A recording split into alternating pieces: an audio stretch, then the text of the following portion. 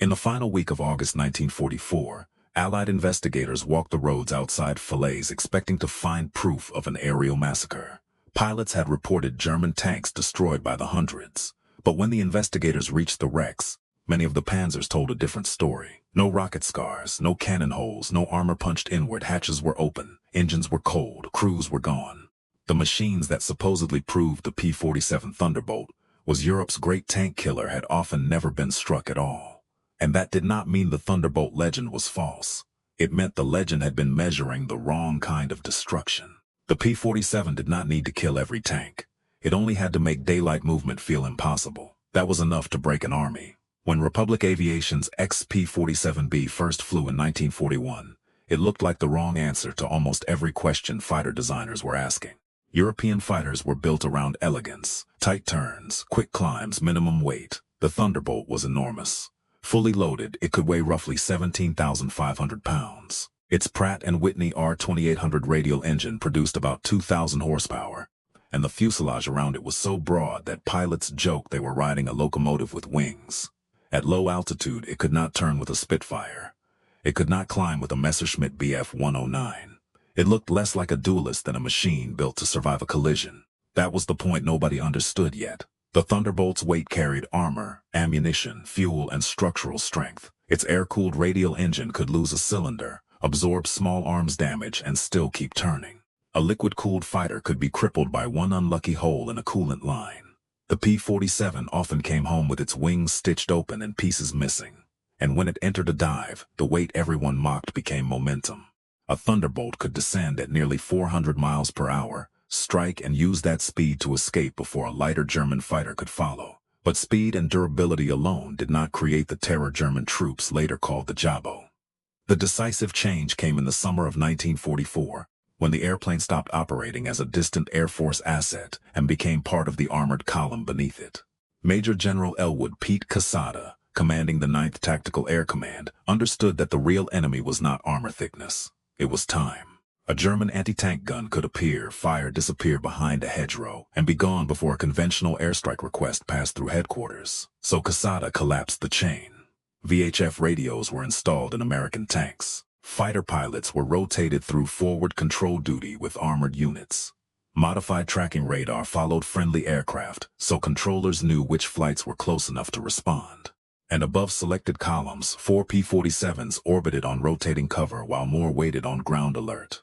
A Sherman commander no longer had to send a report through layers of staff officers. He could speak directly to the aircraft circling over him. In some cases, the time between the call and the attack fell to about 3 minutes. That was the real weapon, not a secret angle against a Panther's engine deck, not a miraculous weak spot. 3 minutes. A German gun crew that fired from a hedgerow revealed more than its position. It started a clock. A tank that entered a crossroads could no longer assume the sky was empty simply because no aircraft was visible at that second.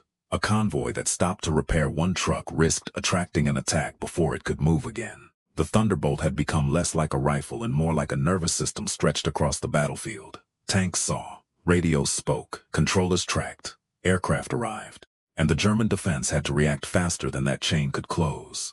Most of the time it could not. By August, the German 7th Army and what remained of the 5th Panzer Army were being compressed into the Falaise Pocket. The retreat turned ordinary roads into traps. Panthers, Panzer IVs, half-tracks, ambulances, horse-drawn guns, staff cars, fuel Bowsers, and ammunition trucks crowded the same narrow routes. Units that had once hidden under trees by day were forced into the open because the pocket was shrinking and the exits were closing. For Allied fighter-bomber pilots, it was the richest target field of the campaign. For German crews, it was a traffic jam beneath an enemy-owned sky. Between roughly August 12 and August 21, Allied aircraft flew thousands of sorties over the pocket. Returning pilots claimed armored vehicles destroyed by the hundreds. Then the investigators arrived. They examined entry holes, blast patterns, burned fuel, shattered tracks, ammunition explosions, and the distinct marks left by rockets. The results were awkward. Across the Normandy campaign, pilot claims often exceeded confirmed armored kills by a huge margin, sometimes by roughly 10 to 1. At Mortain, 9th Air Force pilots reported around 112 tanks and armored vehicles destroyed in one day, even though the entire German attacking force fielded only about 177 tanks and self-propelled guns. Post-battle studies repeatedly found that direct air attack accounted for far fewer German tanks than wartime claims suggested. One often cited estimate placed confirmed German tank losses to aircraft across Normandy below 100. But Falaise was not simply another example of overclaiming. It was the moment when the conditions changed. Earlier in Normandy, German armor could hide in orchards, barns, woods, and hedgerows. Aircraft might find a column, but the tanks could disperse or vanish before the next pass. Inside the pocket, concealment collapsed. Roads were packed, fuel was scarce, bridges were blocked, vehicles could not spread out, and by some post-war assessments, air attack may have accounted for close to half of German armored losses during that specific phase, even after inflated individual claims were stripped away. The Thunderbolt had not become more accurate overnight. The battlefield had become less forgiving. That difference matters, because the P-47's 850 caliber Browning machine guns were devastating against trucks, half-tracks, fuel carriers, gun crews, and men caught outside cover.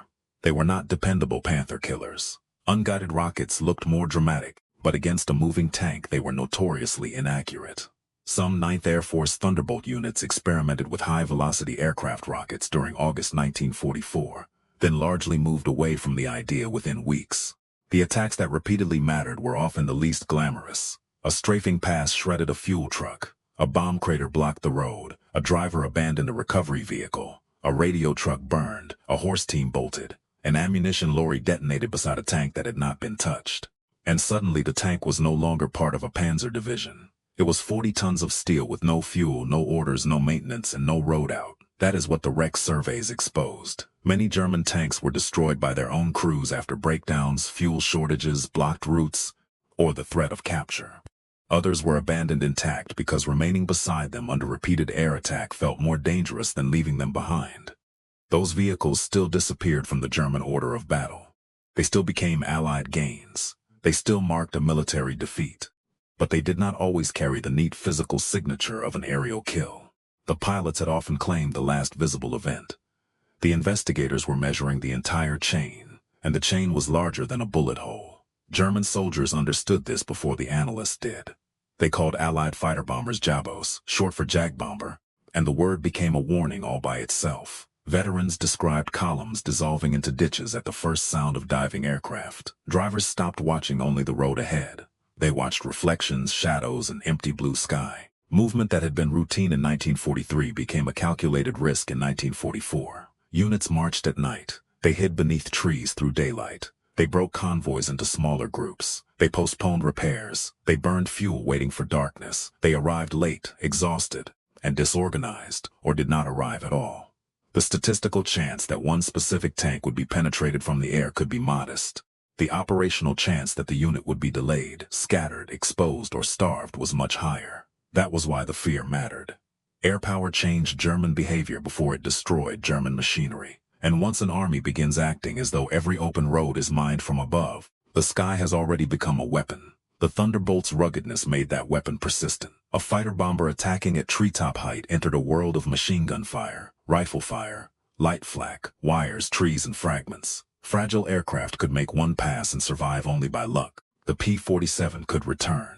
Its radial engine tolerated damage that might have emptied the coolant from an inline engine in seconds. Its heavy structure let pilots press low, pull hard, and come home with holes that looked impossible from the ground. That did not make the pilots invulnerable. It made repetition possible. Mission after mission, Thunderbolts attacked rail lines, locomotives, bridges, trucks, fuel depots, gun positions, and troop columns. 9th Air Force victory totals almost certainly exaggerated many individual categories, just as the tank claims did. But the broader effect is difficult to dispute. By the final year of the war, German daylight transportation in the West had become a gamble. The British Hawker Typhoon produced a similar legend with cannon and rockets, and it suffered from the same problem. Spectacular pilot claims. Far fewer confirmed rocket strikes when wrecks were inspected. The difference was endurance. The Typhoon's liquid-cooled Napier Sabre was powerful but less tolerant of ground fire damage. The Thunderbolt was not always the more elegant attack aircraft. It was often the one that could absorb punishment, return to base, be patched, and come back again. That is why the investigators on the Falaise roads were not really debunking the P-47. They were discovering that the ledger had been keeping score at the wrong level. A tank destroyed by a rocket is easy to photograph.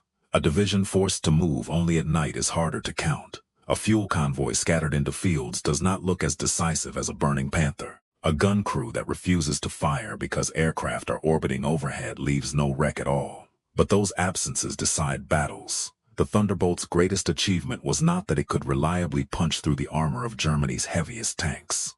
It was that it helped build a battlefield where armor could no longer function normally. The P-47 did not have to destroy every Panzer on the road.